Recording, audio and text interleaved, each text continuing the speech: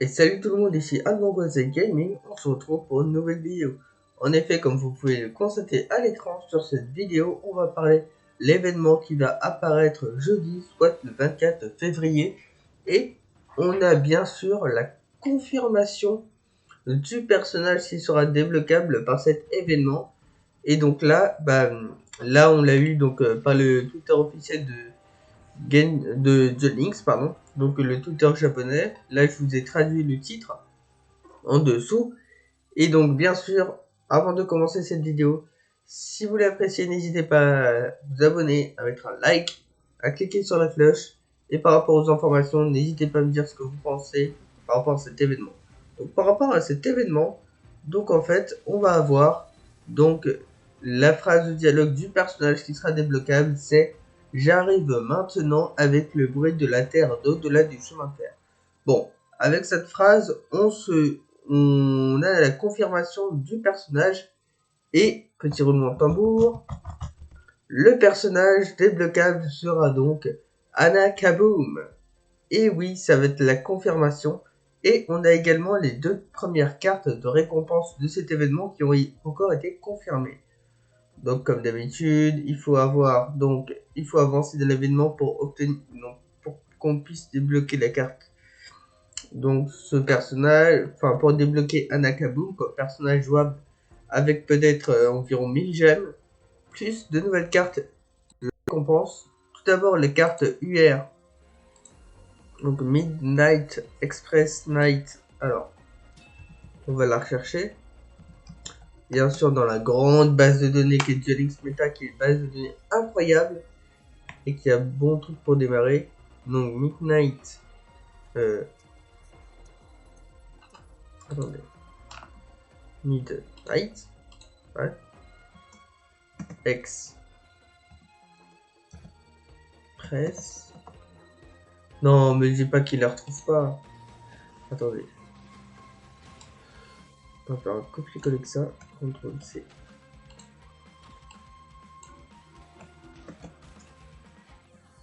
Oh, ça veut dire il la reconnaît pas. Bon, on va voir les cartes en français. Donc, chevalier. Donc, c'est quoi? Non, on va la voir. Midnight Express Night. Voilà, donc, cette carte. Alors. Donc, en français, donc, ça serait le chemin donc, de express de minuit. Donc voilà, Night Express Nights. Donc ça doit être cette carte. Alors cette carte, on va mettre le vidéo. Hop hop hop. Voilà, là on a beaucoup plus d'images. Alors donc, on va la mettre en français. Voilà.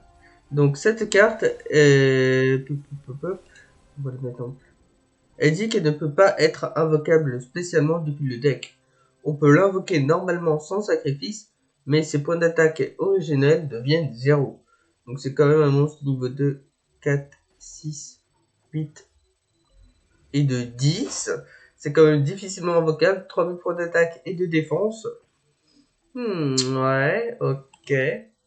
Ensuite, la prochaine carte, c'est la carte SR Giant Flying Boat Giant Ending Burn, qu'il ne trouve pas bien sûr, bien évidemment. Alors,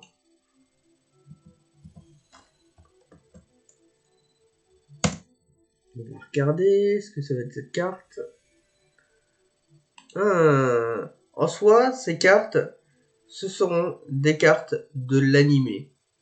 D'après ce qu'on voit. Genre comme ça, il fait commence de niveau 5 ou plus et invoqué spécialement, changer le niveau de tous les monstres de niveau 9 ou moins en position de défense contre pas l'adversaire. Donc apparemment c'est également un monstre de niveau donc 10, donc ça va pouvoir vous permettre d'ouvrir accès à vos invocations Xyz Ce sont des cartes que nous, on n'a pas dans le TCG en temps réel. Donc ce seront des cartes qui sont... Donc cette carte et potentiellement l'autre, ce sont des cartes qui sont issues de l'anime de Yu-Gi-Oh! Sexal. Aussi, je me rappelle, qu'en ayant vu les vidéos du précédent événement, c'est qu'elle avait aussi une carte de terrain qui permettait d'invoquer spécialement assez facilement vos monstres niveau 10. En fait, les monstres au niveau 10, quand vous formulez réseau recouvrement, ce qui permet d'avoir accès au Ace Monster d'Anna, donc un gros Xyz. Ouais, de toute façon, on va rechercher. Un gros Xyz de rank 10. Xyz machine rank 10. Voilà. Hop, hop, hop, hop, hop. Un gros Xyz de rank 10 qui est ce cher Xyz. Là, donc un monstre de rank 10 possédant 3000 points d'attaque et 3000 points de défense, qu'il faut 2 monstres de niveau 10, et qui va nous permettre, en détachant un matériel de cette carte, d'infliger 2000 points de dégâts. Donc, la condition peut être assez compliquée, et étant donné que les effets sont divisés par 2 sur Jetlynx, donc c'est le super cuirassé canon ferroviaire. Voilà, c'est cette carte. Et donc en fait, c'est plutôt pas mal, infliger 1000 points de dégâts. On pourra peut-être abuser de cette carte, je ne sais pas. Donc du coup, voilà, c'est toutes les informations qu'on a par rapport au nouvel événement. Là, bien sûr, toujours en attente de l'annonce de Box. J'espère que Konami, donc entre parenthèses les jeux qui ont développé, enfin l'entreprise qui a développé ce jeu, j'espère qu'ils vont bien nous poster qu'on va avoir un autre box fin de février, bordel. De toute façon, à voir si son deck va être compétitif. S'il ne veut pas être compétitif, on va se rattraper sur le deck de Yuto, avec sa box qui est une box assez rentable, qui va vous permettre d'avoir un bon X64 rang 4 générique qui est son Ace Monster, donc c'est-à-dire sa carte fétiche, qui est un très bon X64 qui peut être utilisé dans tous les decks et qui est assez fort, qui est le Dragon Rebellion X6 des Ténèbres. De toute façon, là, avant de quitter, je vais vous montrer donc. Alors, reprenons. Donc là, c'était au cas où. Donc la prochaine box, qui est rien de méta. Donc la prochaine box. Donc on a là pour l'instant, on n'a pas d'informations. Donc là, c'était fuite des informations de Phantom of Rebellion. Donc c'est une box qu'il faut acheter. Donc moi, je conseille de l'acheter déjà pour cette carte, le Dark Rebellion X6 Dragon. Qui est comme on voit qui est le plus utilisé dans plusieurs decks, dans le deck Harpie, Acteur des Abysses et Chevalier Fantôme. Surtout Chevalier Fantôme dont la technique est d'invoquer cette carte. En gros, c'est ça pour moi c'est ça la technique du deck. Sauf que en fait on a aussi la nouvelle compétence de Yuto que vous avez quand vous êtes niveau 20 qui attendez, on va rechercher. Bon, ça on s'en fout du coup. Alors, skill qui va vous permettre d'avoir une carte piège ultra puissante. A new power. Bon, fun. Tom Knight. Voilà.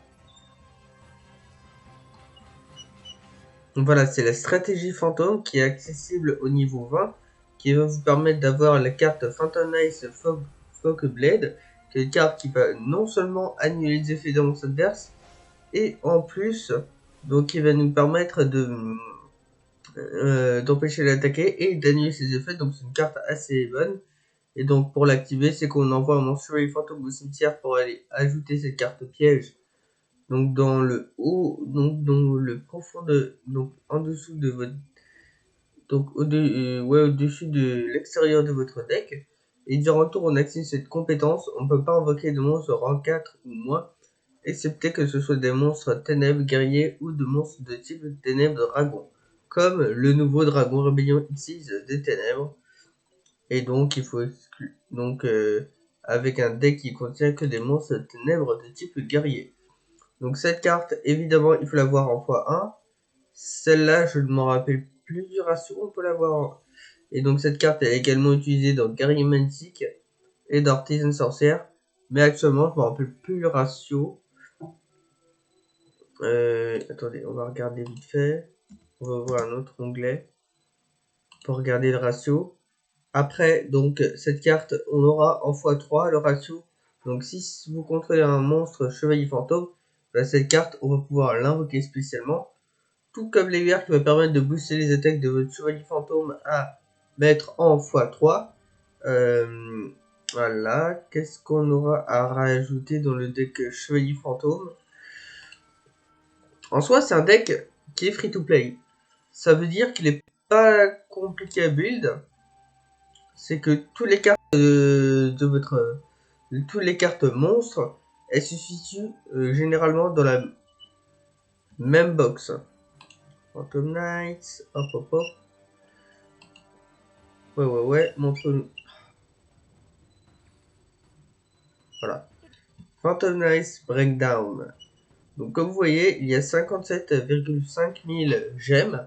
Donc c'est assez beaucoup, mais sans free to play. Donc ça, la majorité des monstres. Donc il y a 3 enseignes cap, 3 également les gants en lock, mais ça ne vous inquiétez pas, donc il faut atteindre, donc ça je les disais déjà, les 3 exemplaires. Il faut avoir Yuto niveau 10, niveau 18 et niveau 25. Donc pour l'obtenir, ça on l'a vu, c'est dans la box. Et cette carte qui a un autre effet pour la bannir, pour aller chercher une magie piège qui lit sa chevalier fantôme de notre deck. Et l'autre, on peut la bannir pour envoyer un chevalier fantôme depuis notre deck au cimetière. Il peut être, je pense qu'il est free to play, mais il est assez cher ce deck. Donc comme on voit, on peut passer en roi des jeux. Ensuite, le chevalier Kagmusha en 2 fois. Donc lui, c'est que quand on contrôle un monstre level 3, on va pouvoir l'invoquer spécialement depuis notre main. Donc dans la box Arts of Atlantis. Comme je vous dis, c'est assez facile ce deck. Il va nous falloir également 3 typhons d'espèces mystiques qui va nous permettre de gérer les cartes magiques du terrain. Pour gérer les autres monstres, Book of Moon plus le Triceratops qui est très perfide. Qui quand vous avez aucune carte de cimetière pour gérer les monstres. Ça, je l'ai en un exemplaire pareil, elle est gratuite dans l'événement du tout, dans le formant ou en récompense de points. Donc ça c'est cool. Qui va permettre de booster les points d'attaque de puissant et il ne peut pas être détruit au combat ni par des effets de cartes. Donc ça c'est cool. Sauf que, attention parce qu'il y a d'autres staples qui peuvent... d'autres cartes comme je pense réduction karma quand on va rencontrer des deck boys, ça va être assez compliqué. Puisque cette carte, son effet... Ouais, quand on quitte le terrain détruisez ses cartes. Cette carte qui a un effet qui ne cible pas, il le bannit, donc c'est ça pourrait être compliqué, il faut essayer de bien gérer. Ah, donc la carte SR, on va l'utiliser en x3. Mais comme on peut voir, donc il y a rien, si on voit bien, donc un deck qui a été poussé